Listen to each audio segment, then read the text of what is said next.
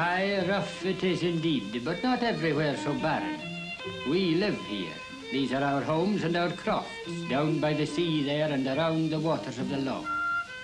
Our forefathers trenched and drained and made the land, and anywhere there's a bit of ground that a man can work, there you'll find our clachans, our small fields of crops, and our church. Many of these little crofting communities in the Western Highlands are 60 miles or more from the nearest railway station. Aye, and before they made the new road, it was 3 days by horse or 5 on foot over the hills to Lairg. But now we have the mail car.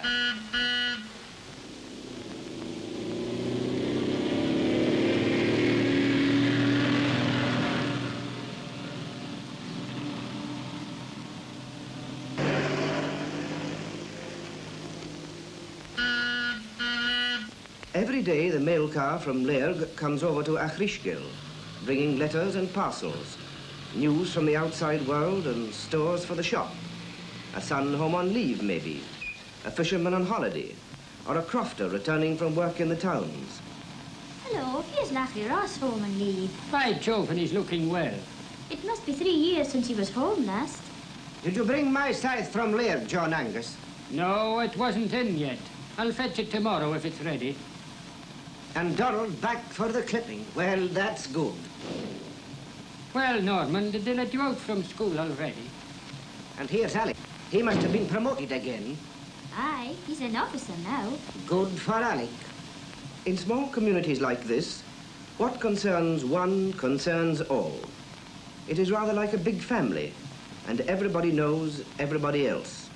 Everybody knows John Angus Morrison, who drives the mail car.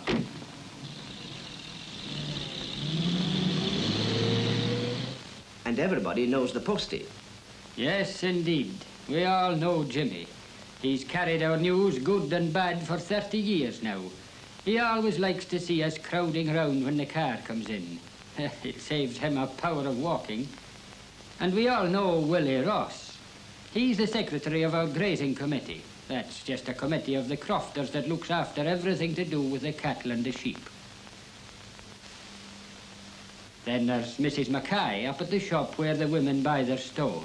Oh, yes, we all know Judy Mackay. Roddy married her when he was away in Canada, working on the railroad. Vancouver, I think it is, she comes from. Oh, but she's quite one of us now.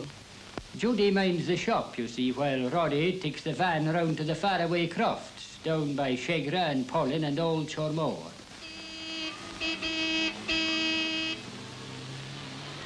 And the women don't wait to hear him toot twice now, but they're out with their baskets and over to see what he has today.